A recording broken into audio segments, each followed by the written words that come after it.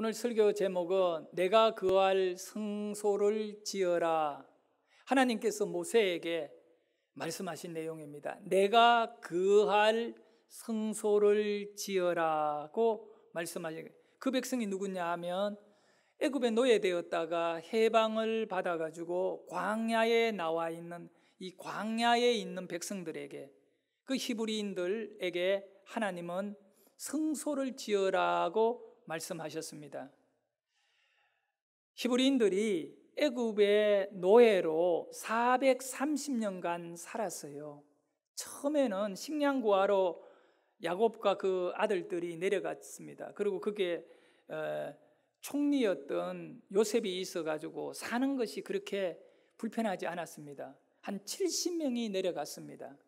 그런데 430년이 지난 이후에 이 히브리인들이 얼마나 많이 이렇게 자녀가 번창했는지 그 숫자가 거의 그 본인들과 함께 있는 외국인들도 이렇게 함께 했으니까 한 200만 명 정도가 되어버린 거예요. 근데 문제는 뭐냐면 430년이라고 하는 세월 동안 애굽에 살면서 마지막에 430년이 되어 보니까 두 가지의 현상이 이루어져 있습니다. 첫째는 그들이 노예가 되어 있더라는 겁니다. 애굽인들의 노예가 되어 있는, 처음부터 노예 되려고 내려간 거 아닙니다. 여러분, 인생이라는 거는 우리가 뭘 계획하고 또 이렇게 한다고 해가지고 그게 잘 풀리는 건 아니에요. 처음에는 요셉이 애굽의 총리니까 온 가족들이 그 요셉의 그늘 아래에서 얼마나 행복하게 살았겠습니까? 그런데 그 자손들이 430년이 되었을 때에는 노예가 되어가지고 벽돌을 찍어야 되고 개천을 파야 되고 성을 쌓아야 되고 이런 모든 노동력의 그것이 노예들로 인하여 이 히브리인들이 다 애굽의 그 고통받는 일들을 했던 거예요. 노예가 되어 있고, 두 번째는 더 불행한 영적인 상태예요. 그들은 애굽인들이 섬기는 우상을 섬기는 자가 되어 있어요. 그들의 조상인 아브라함과 이삭과 야곱은 하나님을 섬기는 백성인데 하나님을 완전히 떠나버리고 애굽인들이 섬기는 송아지, 소를 섬기고 나일강을 섬기고요. 애굽인들은 범신론주의자들이에요. 자연 만물을 다 신으로 섬기고 그렇게 살아가는데 자기네들이 똑같이 자기네들의 조상인 아브라함이 섬기고 이삭이 섬기고 야곱이 섬기는 하나님을 섬기지 아니하고 우상을 섬기고 돈을 쫓아가는 인생들이 되고 마른 거예요.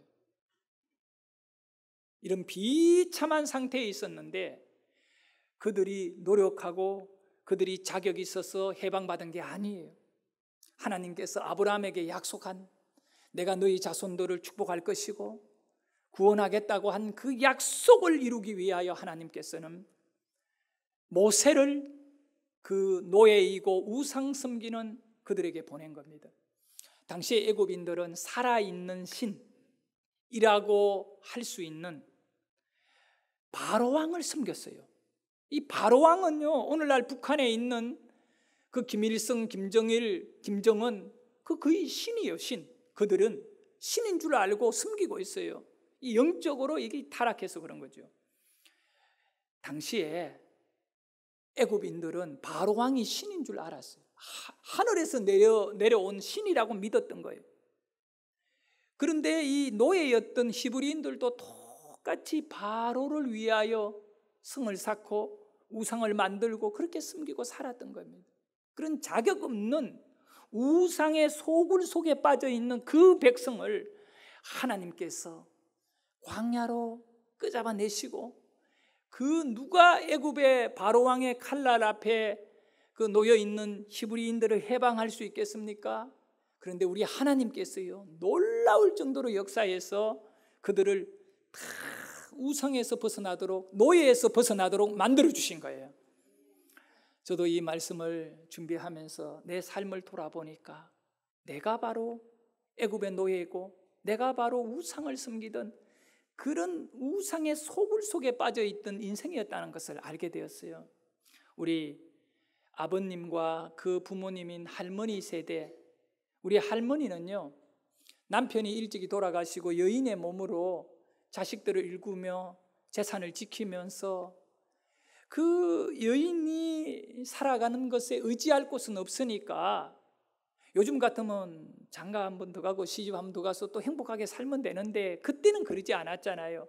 그래 우리 할머니는 일찍이 남편을 여인 다음에 자식들만 바라보고 살면서 절에 출입하고 매일 새벽에 우리 어머니 이야기를 들어보면 우리 할머니는요, 장독대에다가 정한수를 떠놓고 손을 비비면서 내 아들 대연이, 내 딸 누구 다 복을 달라고 지켜달라고 얼마나 빌었는지.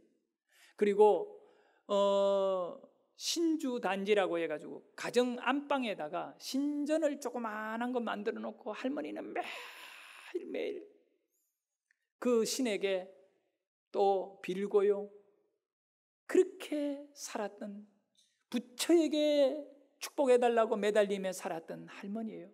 그러면 그 할머니가 얼마나 열심히 공을 들이고 기도했으니 할머니가 돌아가시고 난 다음에 자식들이 어떻게 되었는가? 우리 아버님 위에 누님이 두 분 계셔요. 저에게는 고모가 되는데 큰 고모는 시집도 안 가시고 자식도 없고 혼자 사시다가, 아니 중이 되어가지고 여자 비구니 성이 되어가 머리를 빡빡 밀고 절간에서 평생을 사시다가 내가 중학교 다닐 때 경찰이 우리 집에 와가지고 물어요. 우리 아버지한테 그 신혼조회를 해보니 바로 당신이 유일하게 가족입니다. 그래서 우리 고모가, 큰 고모가요, 겨울에 추운데 절에 올라가다가 이제 절이 집이니까 마을에 내려와가지고 영양이라는 곳에서, 영양에 있는 절에 중이었어요. 그러니까 이제 절로 가다가 산길에 혼자 심장마비가 와가 쓰러졌는데 발견을 못하니까 그대로 꽁꽁 얼어 죽으신 거예요. 지나가는 사람이 길가에 중이 쓰러져 죽어 있는 거예요. 그래서 경찰서에 신고해가지고 이제 우리 아버님이 가셨어. 장례를 다 치르고 돌아오셨대. 둘째 고모, 우리 할머니 그렇게 축복해달라고 빌고 기도한 둘째 고모는 일찍이 남편이 자전거를 타고 가다가 교통사고로 돌아가시고 아이들이 꽤 많아요. 그런데 자녀들 아직 어린데 이 귀신이 자꾸 우리 고모에게 들어오는 겁니다. 그리고 고모가 그때 예수 믿어야 되는데 우리 집에는 영적인 그런 생명의 종교인 기독교가 가까이 있지 않았어요. 다 불교였고, 그러니까 어쩔 수 없이 신내림 구설받고 강신무당이 되어 우리 고모는 쉽게 말하면 짝도 위에 춤을 출 수 있는 무당이 된 거예요. 대구 봉덕동의 점집 골목에서 점집을 열어놓고 아주 사람들에게 인기 있고 신령하고 잘 맞춘다 라고 말할 수 있을 정도로 그렇게 영적인 삶을 살아요. 우리 할머니가 자식들 축복해달라고 그렇게 부처에게 빌었건만 우리 아버님은 어떻게 됐어요? 할머니 물려준 재산 다 노름해가지고 술 먹고 탕진해버리고 결국은 고향을 떠나서 새빵살이 살며 그렇게 술과 노름으로 인생이 타락해버린 겁니다. 여러분, 이 영적인 사건을 보면서 결국 제가 초등학교 4학년 때 교회를 나가게 되었는데 그 이후에 저는 목사가 되었지요. 그리고 우리 아버지도 결국은 교회 다니고 집사가 되어서 예수 믿고 돌아가셨고, 우리 어머님은 권사님이 되셨고 아직 살아계시고, 우리 형제들 모든 분들이 다 교회를 다니고 있습니다. 오남매 전부 교회를 다니고 있습니다. 많이 배운 것도 없는 우리 집안이지만 예수 믿는 것이 축복이기에 이제 자녀들에게 저주의 세력을 잘라버리는 겁니다.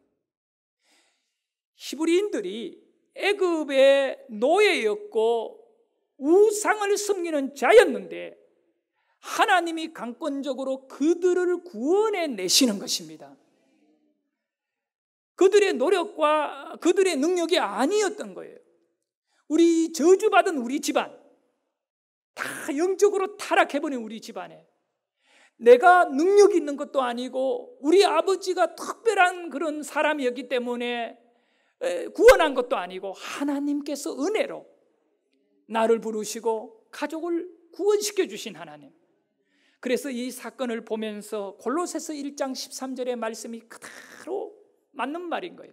여러분 크게 읽어봅니다. 시작. 그가 우리를 흑암의 권세에서 건져내사 그의 사랑의 아들의 나라로 옮기셨으니. 자, 여러분, 아브라함이라고 하는 믿음의 조상 얼마나 대단합니까? 아브라함이니까. 그런데 이 아브라함도, 아브라함의 아버지는 우상을 섬기는 자였던 거예요. 그러면 제가 물어볼게요. 아브라함도 우상을 섬겼겠어요? 안 섬겼겠어요? 당연히 섬겼지요. 왜? 어릴 때는 족장시대에 아버지의 말에 절대 복종해야 하잖아. 아버지가 우상을 섬기는데 그 아들이 어떻게 안 섬기겠습니까? 그래서 아브라함도 우상에게 절하였을 것이고 우상을 막 믿었을 것이고 그랬을 겁니다. 그래서 보면 여호수아서 24장 2절에 정확하게 그 사실을 지금 기록하고 있습니다. 읽습니다. 시작. 옛적에 너희의 조상들 곧 아브라함의 아버지 나홀의 아버지 데라가 저쪽에 거주하여 다른 신들을 섬겼으나 다른 신을 섬긴 겁니다. 여기에 아브라함의 아버지 나홀의 아버지는, 나홀은요 아브라함의 형제거든요. 그러니까 데라라고 하는 사람이 아브라함도 낳았고 나홀도 낳았고 그런 거예요. 그런데 그 아버지는 우상을 섬기는 자였어요. 그런데 하나님께서요 아브라함을 부르신 것은 은혜예요. 노예들에게 찾아가셔서 그들을 해방시키는 하나님, 우상에 찌들어 있는 그런 우상의 소굴에서 그 백성을 끄잡아내 주신 하나님이 바로 아브라함도 구원하고 또 이스라엘 백성도 구원하고 목사인 우리 가정도 구원하고 여러분과 여러분의 가족을 구원하신 분이 하나님이십니다. 그 하나님의 은혜로 우리는 오늘 구원받았고 예배하는 줄 믿으시기를 바랍니다. 그런데 성도 여러분, 그런 이 구원의 과정 속에 바로 우상의 소굴에 완전히 절어 있는 그 히브리인들을 구원하는 능력이 뭐였느냐 이거예요. 그들이 어떤 자격으로 살아남았고 어떻게 애굽을 빠져나올 수 있었느냐. 하나님이 마지막 10번째 재앙을 내리시는 거예요. 애굽에 신들에게 재앙을 내렸거든요. 그때 10가지 재앙이 전부 애굽의 신들을 멸하는 거였어요. 그 가운데 마지막 10번째는 우리 모든 사람들이 자식을 우상으로 섬기잖아요. 그런데 그것을 상징적으로 볼 때 장자를 죽이겠다는 거예요. 하나님 말씀을 안 들으면 장자를 다 죽이겠다. 이래 10번째 재앙의 유월절 그 행사가 우리 기독교에 있는데 이 유월절의 의미인데 말씀을 보도록 합니다. 출애굽기 12장 13절을 읽도록 합니다. 시작. 내가 애굽 땅을 칠 때에 그 비가 너희가 사는 집에 있어서 너희를 위하여 표적이 될지라. 내가 비를 볼 때에 너희를 넘어가리니 재앙이 너희에게 내려 멸하지 아니하리라. 아멘. 하나님께서 모세에게 알려주신 살 길이 뭐냐? 내가 피를 볼 때에 너희를 넘어가리니. 피를 볼 때 넘어간다는 거야. 재앙이 너희에게 내려 멸하지 아니하리라. 그러면 피를 보면, 어린 양의 피를 보면 너희를 안 죽이겠다는 거예요. 어린 양의 피가 있는 집안에는 장자 아들이 안 죽는 겁니다. 그러나 애굽인이든 히브리인 가리지 않고 피가 없는 집안은 전부 다 애굽인이라도 죽고 히브리인이라도 죽습니다. 그래서 히브리인들이 노예에서 우상에서 해방될 때 그들이 어떻게 해방받았느냐? 피를 뿌리면서 광야길로 들어간 겁니다. 해방받는 길은 피 뿌리는 길입니다. 오늘 여러분들이 우상에서 해방되고 노예와 같은 지긋지긋한 세상의 삶에서 벗어나고 해방받기 위해 예수의 피를 뿌려야 됩니다. 왜냐하면 어린 양의 피를 뿌릴 때 히브리인들이 해방을 받고 자유인이 되었듯이 세례 요한은 예수 그리스도를 바라보고 외쳤습니다. 보라, 우리 죄를 짊어지고 가는 어린 양이로다. 그가 십자가에서 자기의 피를 뿌려주시고 그 피가 나에게 믿음으로 받아들이는 사람들에게는 하나님의 자녀가 되는 구원의 은혜가 주어지는 겁니다. 여러분이 노력하지 않았고 여러분이 자격이 없고 능력이 없다 할지라도 예수의 피가 뿌려진 인생은 구원받은 줄 믿으시면 아멘 하기를 바랍니다. 저와 여러분은 그 은혜 속에 오는 예수 믿고 구원받은 사람들입니다. 그런데요, 이 광야로 그렇게 피를 뿌리며 피의 길을 지난 성도들, 하나님의 백성인 히브리인들은 광야에 들어와 가지고 뭐 하자는 겁니까? 이제 가나안 땅에 가야지요. 그러면 하나님께서 가나안 땅으로 그들을 보내면 되잖아요. 보내지를 않습니다. 40년간을 광야에다가 딱 그 백성을 품고 계십니다. 왜요? 두 가지를 이루는 겁니다. 그 광야로 불러낸 그 백성에게 첫 번째 가장 중요한 거지요. 그 백성과 히브리인들과 하나님이 언약을 체결하는 겁니다. 계약을 맺는 겁니다. 계약적으로. 그래 언약이라 그래요. 이 출애굽기 6장 7절에 보면 이런 언약을 맺었어요. 읽습니다.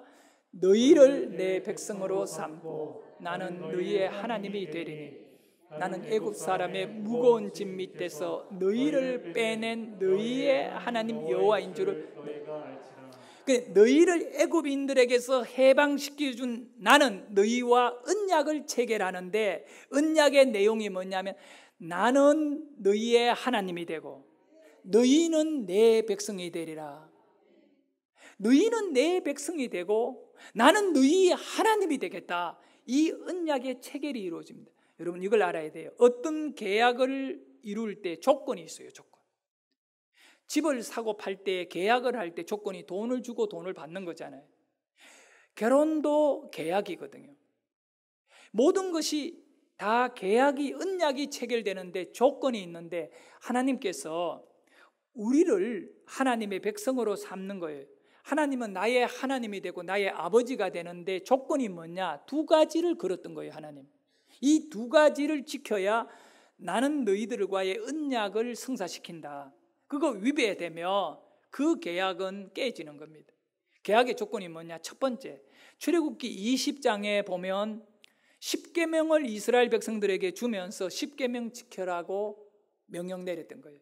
10계명을 안 지키면 계약 깨지는 겁니다. 첫 번째가 뭐냐? 10계명의 가장 중요한 거, 우상 섬기면 안 된다, 이 얘기입니다. 20장 2절 3절 내용 읽어봅니다. 시작. 나는 너를 애굽 땅 종 되었던 집에서 인도하여 낸 내 하나님 여호와니라. 너는 나 외에는 다른 신들을 내게 두지 말라. 네.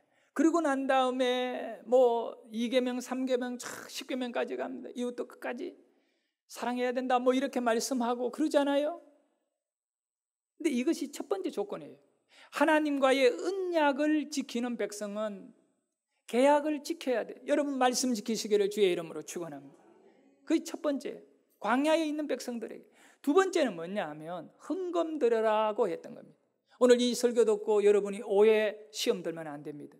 굉장히 중요한 거예요. 왜 헌금을 들어야 하는지를 알아야 됩니다. 사실은요, 광야에 있는 이 백성들이 얼마나 힘들고 가난한 사람들입니까? 도시의 번창한 문화 속에 있는 것도 아니고 노예로 살다가 해방받았으니 가진 것이 뭐 있겠습니까? 그런데 그 백성이 광야에 나와가지고 의지할 거는 별로 없는 그 척박한 광야에 몰려 있는데 하나님은 오늘 말씀 20장에 10계명을 지키라고 하신 그 하나님께서 25장에 들어와서 헌금 내라고 명령을 때리는 겁니다. 그럴 때에 백성들이 큰 시험에 들 수밖에 없어요. 왜냐하면 광야에서 의지할 것 별로 없는데 금을 내라, 은을 내라, 놋을 내라, 옷감 내라, 향품 내라, 다 내라는 거예요. 하나님께 다 예물로 드리라는 거예요. 십계명 지켜라, 우상 만들지도 말고 쳐다보지도 말고 섬기지 말라 했을 때 이스라엘 백성 시험 들 사람 아무도 없습니다. 당연히 우상 섬기지 않아야지요 라고 받아들입니다. 첫 번째 거는. 두 번째, 헌금해라 했을 때에는 아니 하나님, 우리 형편 좀 살펴주세요. 우리 입을 옷이 없어요. 우리 먹을 양식이 없어요. 하나님께 다 드려버리면 우리 어떻게 해요? 이 두 번째 문제가 큰 시험거리가 됩니다. 그런데 여러분 이걸 알아야 돼요. 하나님은 언약의 백성들에게 이 두 가지를 요구한 것은 축복하시는 거예요. 왜 하나님께서 헌금을 내라고 말씀하는지 이유를 알고 뜻을 알고 하나님의 계획을 깨닫게 되면 이것보다 더 큰 축복이 없는데 내가 먼저 해야지 앞다투어 하나님께 드릴 수밖에 없어요. 그래서 오늘 우리의 믿음에 있어서 하나님의 말씀을 깨닫고 그 하나님의 말씀의 은혜를 아는 것이 그렇게 중요한 것입니다. 왜 하나님은 헌금하라고 했었을까? 먼저 우리가 2절에 헌금을 드려라고 하는 그 내용을 한번 보고 그 뒤에 내용을 살피도록 합니다. 읽습니다. 시작. 이스라엘 자손에게 명령하여 내게 예물을 가져오라 하고 기쁜 마음으로 내는 자가 내게 바치는 모든 것을 너희는 받을지니라. 아니 그런데 기쁜 마음으로 드리라는 건데 도저히 기쁘게 드릴 수가 없는 겁니다. 광야였어요. 그런데 하나님은 계획이 있다고, 목적이 있어요. 왜 성도들에게 그 헌금을 받아야 되느냐 하면요, 너무나 놀라운 말씀이에요. 성경 전체에서요 가장 우리들에게 설레이게 만들고 우리들로 하여금 잠을 잘 수 없도록 만드는 그 약속이 여기에 주어져 있거든요. 25장 8절에 보면 하나님은 이렇게 너희가 헌금을 드려라. 그 헌금을 갖고 내가 무엇을 하려고 하는지 아느냐 라고 하며 이 말씀합니다. 시작. 내가 그들 중에 그할 성소를 그들이 나를 위하여 짓되. 그렇습니다. 내가 하나님이 그들 이 히브리인들 중에 그할 성소를 그들이 나를 위하여 짓되라고 말합니다. 여러분, 하나님이 어떤 분이십니까? 우주를 다 만드셨고요, 이 지구에 있는 모든 것을 하나님이 창조하셨습니다. 그런데 그 하나님께서 자기 자신, 하나님이 머물 공간이 없겠습니까? 그렇지 않습니다. 그 광야의 초라한 백성 가운데 뭐라고 말해요? 내가 그들 가운데, 이 약한 백성 가운데 거하겠다고 합니다. 거하기 위하여 성소를, 거룩한, 성소는 거룩할 성사, 장소할 때 소자 이거, 거룩한 장소를 만들어라는 거예요. 할렐루야. 너희 손으로 만들어라는 거예요. 우리 하나님이 우리를 얼마나 사랑하며 우리 손으로 만든 초라한 텐트 안에 머물겠다는 것입니다. 복이고 은혜이고 헌신이 나에게는 축복입니다. 그것이 나에게는 기념입니다. 하나님이 거할 곳, 거한다라고 하는 이 단어가 히브리 말로 샤칸입니다. 샤칸. 내가 거할 성소, 거룩한 장소를 만들어라. 샤칸하기 위하여. 그 샤칸이라는 말은 살다라고 말합니다. 거주하다. 하나님이 나와 살기 위하여. 이제는 멀리 계신 하나님이 아니라 우리와 함께 사시기 위하여 너희들이 예물을 헌금해서 성막을 만들어라고 이렇게 두 번째 조건을 내겁니다. 이걸 이루어야 하나님과의 언약의 관계가 유지하는 것이거든요. 성소라는 말, 이 성막이라는 말이 히브리 말로 마그다시, 그 뜻이 뭐냐 하면 바로 거룩하다, 헌금했다라고 하는 뜻입니다. 여러분, 성막은요 헌금이라는 뜻이에요. 성도들이 하나님께 헌신하여 만들어진 그 헌신터 위에 내가 거기에 거하겠다. 우리 하나님은 어디에 계십니까? 여러분, 이 구약의 말씀을 통하여 오늘 우리가 깨달아야 될 것은 나의 하나님은 어디에 계시느냐고요. 누군가가 여러분에게 물어봅니다. 당신이 믿는 하나님은 어디에 계십니까? 물을 때 여러분은 분명히 그가 이해하든 이해하지 않든 분명히 말할 수 있어요. 내가 헌신하는 그곳에 나의 하나님은 계신다. 헌금이라고 하는 단어가 성소라고 하는 단어예요. 거룩하다는 뜻을 가지고, 헌금은 내 물질이 거룩해져 버리는 겁니다. 그래서 결론을 말씀드리겠습니다. 우리 하나님께서요, 성소를 만들어 놓고 우리를 만나겠다 약속합니다. 내가 헌신한 예물을 가지고 성소를 만들었는데 광야에서요, 거기서 만나겠다. 출애굽기 30장 6절에 보면 그렇게 말씀합니다. 읽습니다. 그가 제단을 전국에 위에 속죄소 맞은편 곧 증거궤 앞에 있는 휘장 밖에 두라. 그 속죄소는 내가 너와 만날 곳이며, 이렇게 성막을 만들고 거기에 속죄소가 있거든요. 죄를 속하는 장소를 탁 만들어. 그리고 거기에서 너희를, 우리 죄인이거든. 죄인인 우리를 만나서 죄를 속해주겠다는, 구원해 주시겠다는 겁니다. 그리하여 금을 내고 은을 내고 옷가지도 내고 향품도 내는데, 그것을 갖고 성전을 만들게 되면, 성소를 만들게 되면 그곳에서 하나님이 나를 만나 주시는 거예요. 나의 헌신의 장소에서 하나님이 나를 만나. 오늘 우리 성도님들은 하나님께 헌신하는 걸 축복인 줄 믿어야 돼요. 그러면 우리 하나님이 그 현장에서 내 삶에 드려진 나의 예물과 내 이 시간과 내 육체가 하나님께 드려진다면 그곳에서 하나님 나를 만나 주시는 거예요. 그래서 여러분, 요한복음 3장 16절은 정말 성경의 말씀 중에 하나님이 우리를 어떤, 하나님이 세상을 이처럼 사랑하사 독생자를 주셨으니 이는 누구든지 저를 믿는 자는 멸망치 않고 구원을 얻게 하려 하심이라. 예수를 보내어 죽고 우리를 구원한다, 이 말씀입니다. 요한복음 3장 16절이에요. 그런데 고린도전서 똑같이 3장 16절은 이만큼 중요한 말씀이에요. 요한복음 3장 16절이 얼마나 귀해요. 그런데 고린도전서 3장 16절 이만큼 중요한 말씀인데 크게 읽습니다. 시작. 너희는 너희가 하나님의 성전인 것과 하나님의 성령이 너희 안에 계시는 줄을 알지 못하느냐. 사도 바울은요, 은혜의 시대, 이제 예수가 십자가에서 죽으시고 피를 흘려주시고 이 모든 제물이 되어버린 이후에 지금은 어떻게 됐냐, 요한계시록 3장에 보면 내가 문 밖에 서서 두드려 누구든지 내 음성을, 누구나 죄인이든 아니든 상관없어요. 아니 다 죄인이겠지요. 내 음성을 듣고 문을 열면 내가 그에게 들어간대요.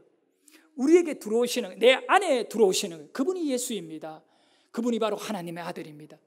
우리는 오늘 예수 영접한 자들입니다. 그러면 내 안에 예수님이 계시니까 바로 너희가 하나님의 성전인 것을 모르느냐? 성전이다, 성전이다, 할렐루야. 여러분은 하나님의 성전입니다. 바로 누가 헌신했나요? 누가 희생했나요? 어떻게 하여 여러분은 거룩하게 되었냐? 예수인 것입니다. 그래서 우리는 오직 예수입니다. 예수님 때문에 내가 거룩해졌습니다. 예수님 때문에 내가 구원을 받았습니다. 예수님 때문에 하나님이 나를 만나 주십니다. 내가 치료됩니다. 내가 구원 얻었습니다.